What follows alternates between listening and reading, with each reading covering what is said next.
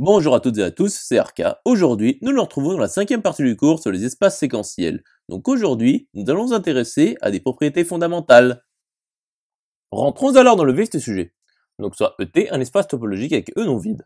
Donc démontrons que pour toute partie A de E, A est égal à son adhérence implique que pour toute partie B de A, l'adhérence de D selon AT1 de ET est égale à l'adhérence de D selon, bien entendu, ET.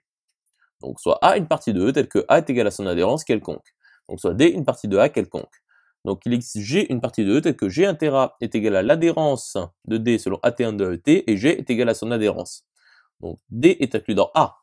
Et donc l'adhérence de D est inclus dans l'adhérence de A qui est égale à A. Et donc D inter A est inclus dans l'adhérence de D selon AT1 de ET qui est égal à G inter A qui est inclus dans G. Et donc D est inclus dans G. Et donc l'adhérence de D est inclus dans G, car l'adhérence de G est égale à G. Et donc, l'adhérence de D est égale à l'adhérence de D inter A qui est inclus dans G inter A qui est égale à l'adhérence de D selon AT1 de AET. Poursuivons la démonstration. Donc soit X appartenant à l'adhérence de D selon AT1 de AET quelconque. Donc pour tout voisinage V selon AT1 de AET de X, V inter D est non vide. Donc soit W un voisinage selon ET de X quelconque. Donc il existe O appartenant à T tel que X appartient à O qui est inclus dans W. Donc O inter A appartient à T1 de AET. Et X appartient à O inter A. Donc W est bien entendu un voisinage selon AT1 de AET de X, car celui-ci contient O inter A. Et O inter A inter D est non vide. Donc W inter D est non vide. Donc X appartient à l'adhérence de D.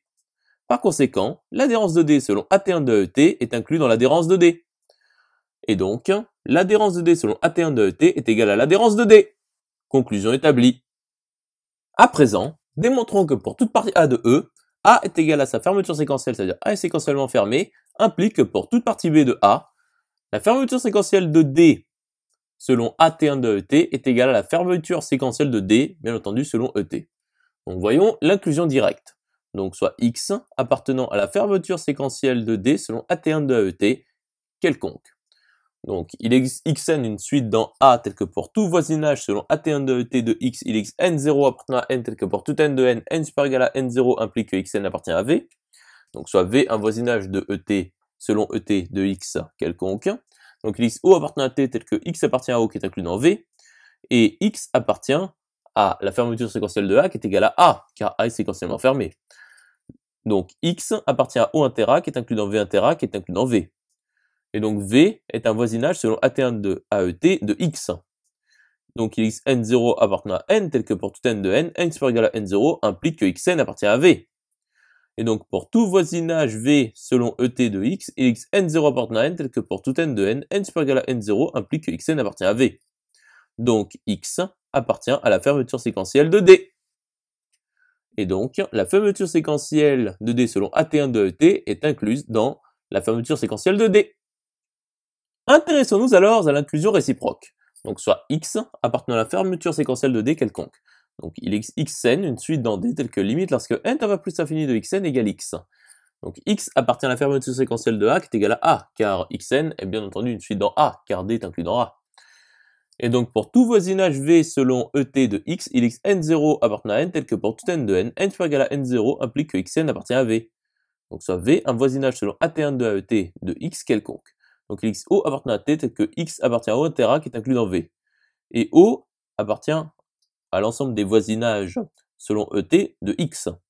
Donc il existe N0 appartenant à N tel que pour tout N de N super égal à N0 implique que Xn appartient à O. Et donc il existe N0 appartenant à N tel que pour tout N de N super égal à N0 implique que Xn appartient à O inter A qui est inclus dans V. Par conséquent, pour tout voisinage V selon ET de X, il existe N0 appartenant à N tel que pour tout N de N super ou égal à N0 implique que Xn appartient à V. Donc X appartient à la fermeture séquentielle de D selon AT1 de AET. Donc la fermeture séquentielle de D est incluse dans la fermeture séquentielle de D selon AT1 de AET. Et donc, la fermeture séquentielle de D selon AT1 de AET est égale à la fermeture séquentielle de D. Conclusion établie. J'espère que cette vidéo vous aura plu et vous sera utile. Nous nous retrouvons dans la 6e partie.